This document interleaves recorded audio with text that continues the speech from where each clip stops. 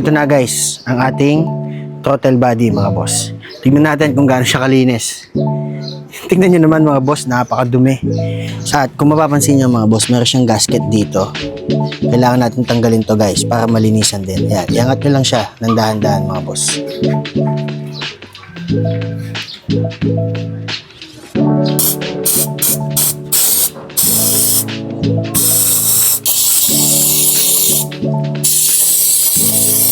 So ang video natin ngayong araw mga bossing, maglilinis tayo ng throttle body dito sa ating Corolla Altis. So dito pa lang sa labas niya mga boss, napakadumi na niya. So kung nakaka-experience kayo guys na mabagal bumaba yung mga minor ng mga sasakyan ninyo mga bossing, pero bumababa naman pero matagal, tapos parang di smooth at lumalakas sa gas, pwede kayong maglinis guys ng throttle body. So ngayon tatanggalin natin to ng buo mga bossing, yung throttle body niya. Ayan. Ang sasakyan nga pala natin is Corolla Altis 2016 1.6 dual VVTi. Ayan siya mga bossing. So ayan guys, ito nalinis ko na to kanina. Yan, kaya nakaganyan yan kasi naputol yung lock niya. So ngayon mga bossing, linisin na natin to mga boss gamit yung ating throttle body cleaner. So tara guys, umpisa na natin. Let's go. Una natin gagawin, tanggalin muna natin tong cover na to para di siya nakaharang. So mga nakaklip lang yan mga boss. Yung iba naman nakatornilyo. Ito sa akin nakaklip lang.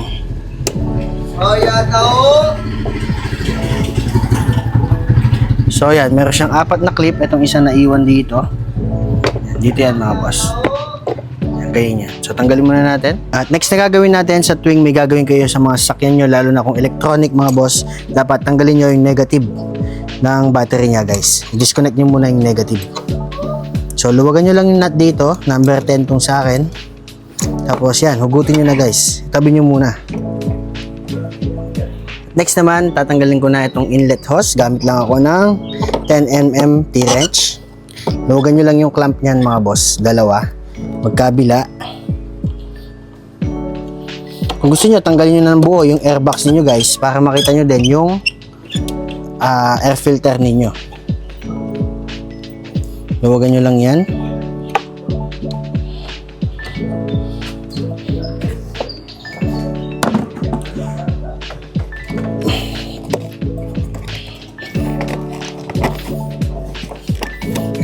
Yan, yung isa. Yan, tabin lang natin siya ng ganito guys. Ito pa lang sa labas mga boss, makikita nyo talaga na napakadumi ng throttle body. Ayan yung sa plate niya guys, ayan o. Kulay itim talaga.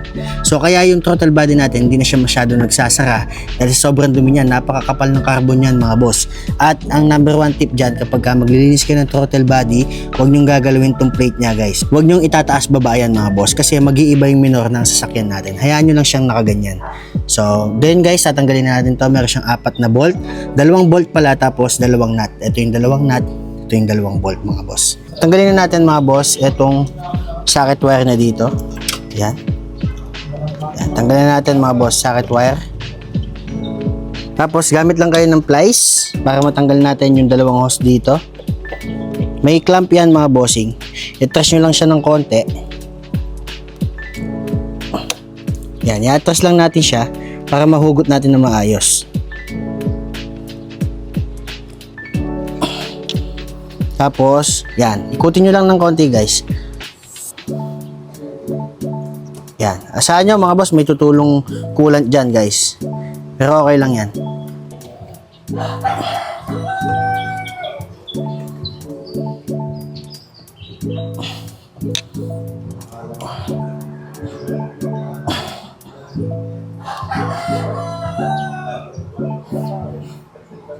Yan mga boss. Alright. So ngayon, pwede na natin tanggalin yung mismong throttle body natin. Ngayon naman, tatanggalin na natin itong ating throttle body. Gamit lang tayo ng 10mm socket o T-wrench mga boss. 2 bolt, 2 nut.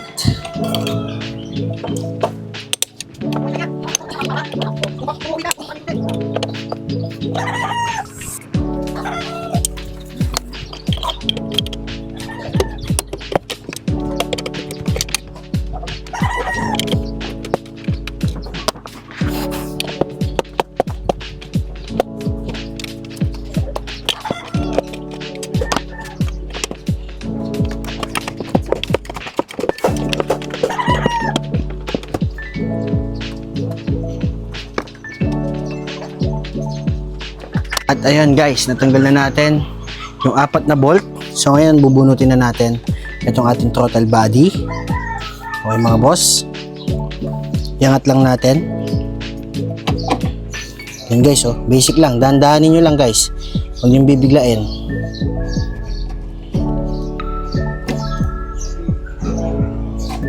Yan, ito na guys ang ating throttle body mga boss. Tignan natin kung gaano siya kalinis. Tignan nyo naman mga boss, napakadumi. Kaya siguro minsan mabagal bumaba yung minor natin kapag tinatapakan natin yung silinyador, lalo na kapag cold start, napakataas na minor, tapos napakatagal bago bumaba mga boss. So lilinisin natin to at wag natin gagalawin guys itong plate nya. At kung mapapansin nyo mga boss, meron siyang gasket dito. Kailangan natin tanggalin to guys para malinisan din. Yan, iangat nyo lang siya ng dahan-dahan mga boss.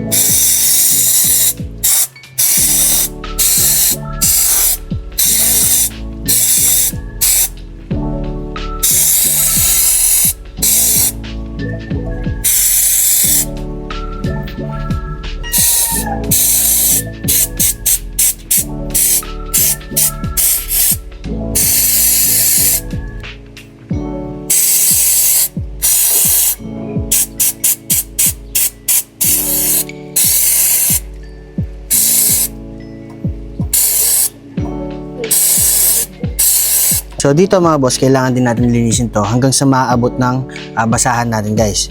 So ano na natin ng throttle body. Tingnan nyo naman guys, oh, napakadumi niyan mga boss. Sobrang daming carbon yan. Kaya hindi nag-i-stable yung mga minor nyo siguro minsan. Kaya kahit kayo lang guys, kaya nyong malinisan yung mga throttle body ninyo mga boss. Mas maganda talaga tanggalin nyo ng buo yung throttle body. Yung iba kasi guys, di na tinatanggal, tinatapakan na lang yung silinyador guys. So ako, mas gusto ko tanggalin siya ng buo para malinisan siya na maayos. So basta laging tatandaan, huwag nyo gagalawin yung plate at i-disconnect nyo guys yung negative ng inyong mga battery para hindi magka-check engine yung sasakyan natin mga boss. So yan, pag okay na yan,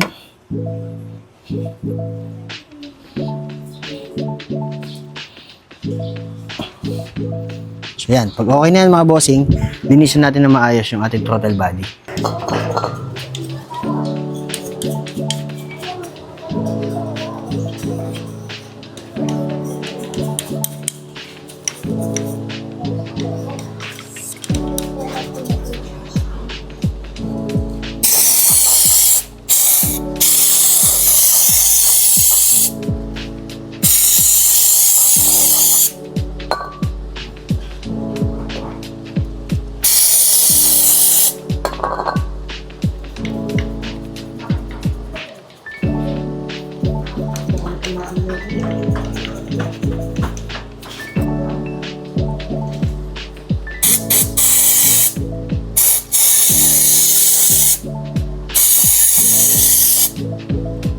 Dumi.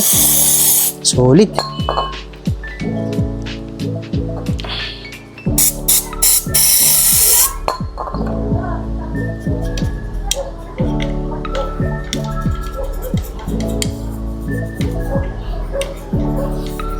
Hindi lahat mga boss kayang makuha nung pag-spray natin sa throttle body. Kaya kailangan din natin ng brush para malinisan to na maayos.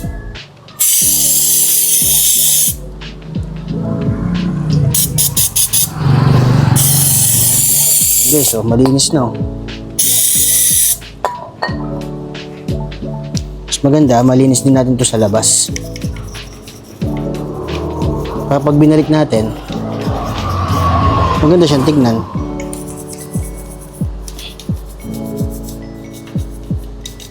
Ganun lang maglinis mga boss. Dapat huwag yung tatamaan yung plate.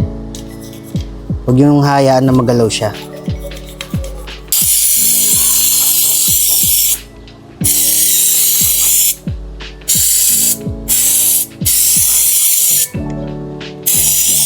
Yan mga bossing, oh. Parang bago na ulit. Malinis yung loob niya guys. Punasan na lang natin siya ng malinis na basahan.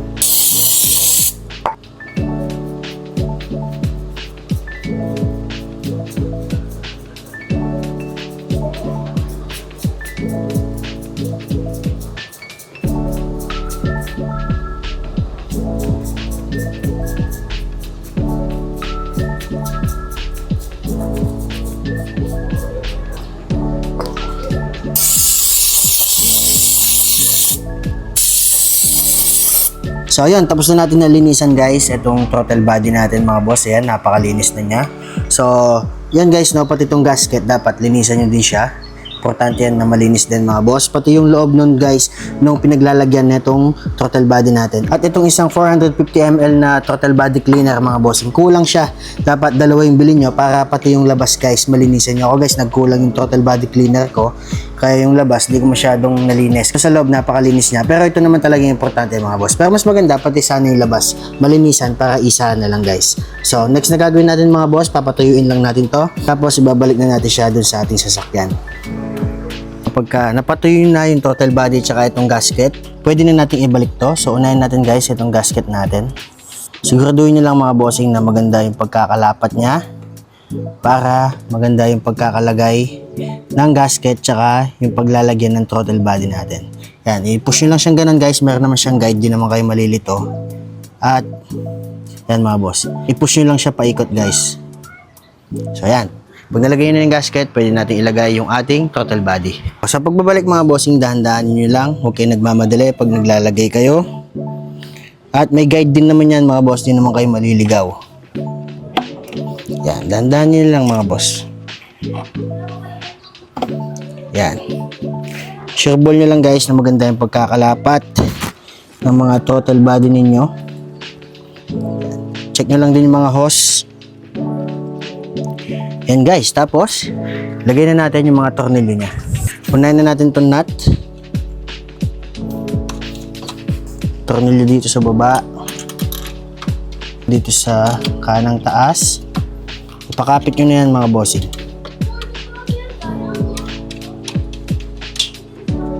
Yan, paikot nyo na yan.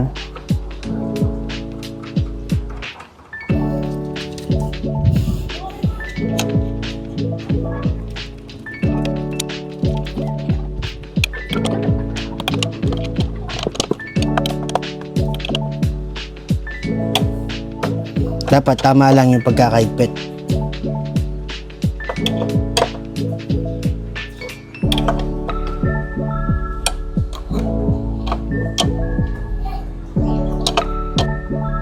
Yan. Pag naigpitan nyo na guys, pwede na natin ibalik yung mga coolant hose natin.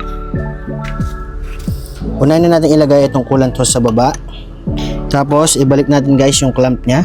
Yan. Huwag nyo kakalimutan yung clamp mga boss para hindi mabunot yung mga hose natin.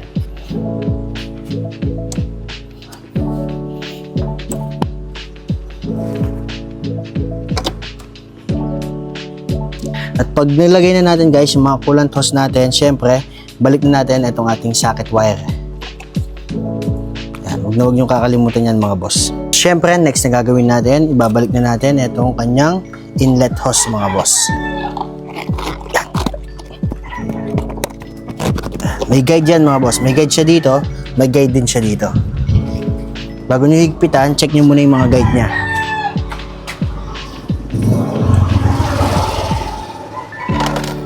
Yan. Pag maayos na yung pagkakalagay, pwede na natin siyang higpitan mga boss.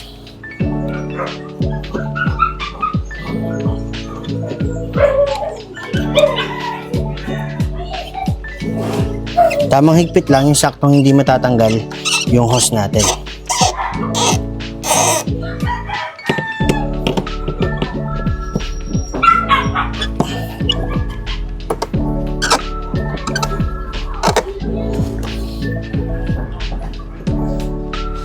Pag okay na guys, pwede na nating ibalik tong negative wire natin dito sa battery. Para matesting na natin kung okay nga ba yung paglilinis natin ng ating throttle body. Mamaya na natin ibabalik yung takip doon mga boss. Bago natin i-start, check muna natin yung mga tinanggal natin kung nakalagay ba lahat. Yung hose, inlet hose, yung breather hose, di naman natin tinanggal to pero check na din natin yung negative battery. At ano pa ba, yung socket wire natin doon, yan nakalagay. I-start na natin itong ating sasakyan. Check natin mga boss kung anong kinalabasan ng paglilinis natin ng throttle body mga boss. So susi natin, clutch, tapos start.